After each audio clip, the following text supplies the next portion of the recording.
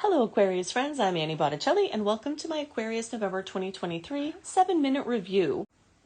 This is for you if Aquarius is your sun sign, your moon sign, your rising sign, or any other Aquarius placement you're listening for. What I'm going to talk about here is part of your astrological picture. And if you're a very late degree Aquarius friend, so birthdays around February 15th through the rest of the sign, or degrees around 23 degrees of Aquarius placement through the rest of the sign, I suggest you additionally listen to my Pisces report, as you very late degree friends will benefit from both readings. We're going to hit the top highlights and get you on your way to have the best November possible. First thing to know is that the skies are very busy this month. Lots of mathematical connection, bringing lots of activity. We also have tail end eclipse. We had that eclipse in Taurus. And also that eclipse in Libra, bringing dramatic endings. These were in October, but 4 to 6 weeks after the eclipses, we're still getting news. So you may get life-changing news still, or clarification about information that came in anytime between August into October on the topics of your stuff versus other people's stuff, and very dramatic life-changing information. This is a month with glorious open stars, meaning Mercury is direct, Venus is direct, Mars is direct. Those are personal planets. They're closest to us. They're no longer in retrograde.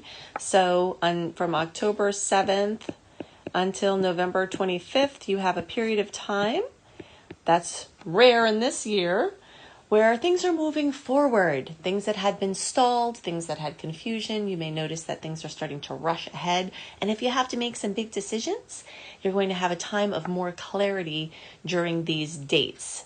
Making big purchases, big events, big decisions, big conversations, moves, changing jobs, launching a business. All of those things in the October 7th through November 25th have really good forward movement from the stars. And the more forward movement you have from the stars, the more of a chance that your project will get off the ground and go far and wide. One of the big highlights this month for air signs is that on November 27th, or in the days around that time, we've got a full moon at almost 5 degrees of Gemini. So whenever you have something happening in a fellow sign to your element, that creates a trine, the most favorable in all of astrology angle.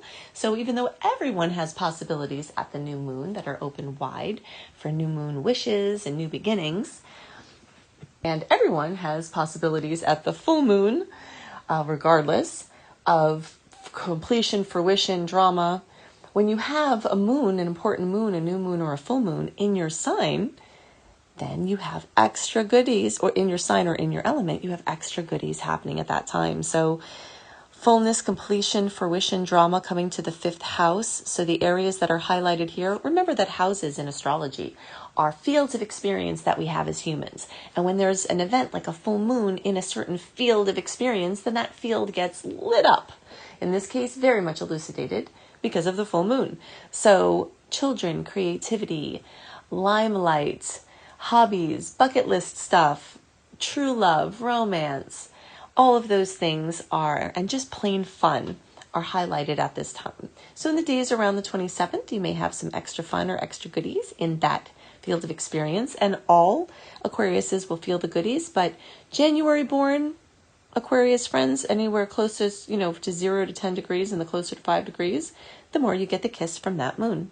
Another big thing to know is that because Mercury retrograde shadow period is going to start on November 5th, that's going to start bringing confusion and inward and backwardness. A retrograde planet means, from the perspective of us on Earth, if you look out at the stars, it looks like it's going backwards in its orbit. But it's not, but it has the effects of scrambling and making us go inward and backward and not being able to see very far in front of us.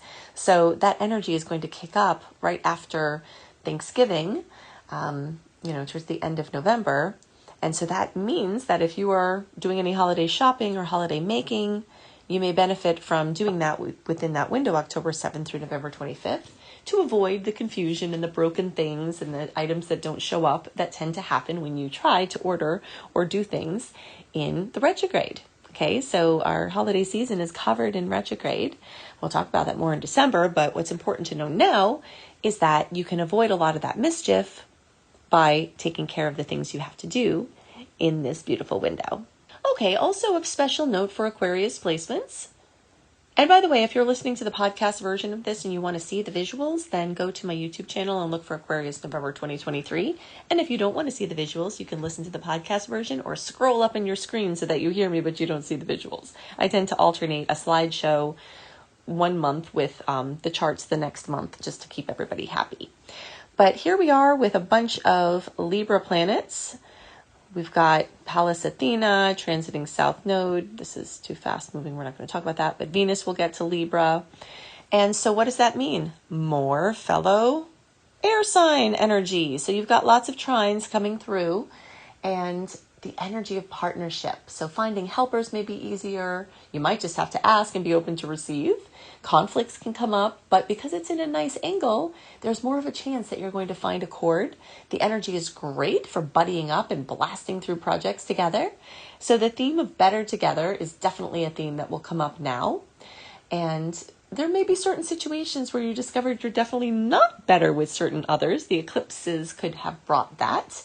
And this is a nice open window in November, especially until you get to the end there, for making big decisions of breakups or makeups or going deeper or binding tighter. So you've got all of that energy, in trine from the Libra perspective. And then we've got all that Scorpio energy that really speaks of merging deeply into the unseen realms, into the world of money and power and, synergistic connections. Libra energies highlighting your 9th house may bring chances for education or teaching or learning or expanding your horizons in some way. And the Scorpio energies are highlighting your work and career, where you might be possibly merging your power with others and working on projects with other people, or getting some help to get your perfect job or your perfect position. Towards the end of the month, this heavy Scorpio energy, which can bring water where it's not supposed to be, heavy emotion, is going to convert into Sagittarius energy. So the Sun, Mars, Mercury are going to go into Sagittarius, bringing more of this energy of expansion that you have through these Libra placements through your 9th house, accentuating the energy of Sagittarius, bringing open possibilities and buoyant excitement and enthusiasm. November is a great time for travel or committing to a course of study. If you want to know more about the planetary transits this month and how you can make the most of them, go to AnnieHelpsYou.com.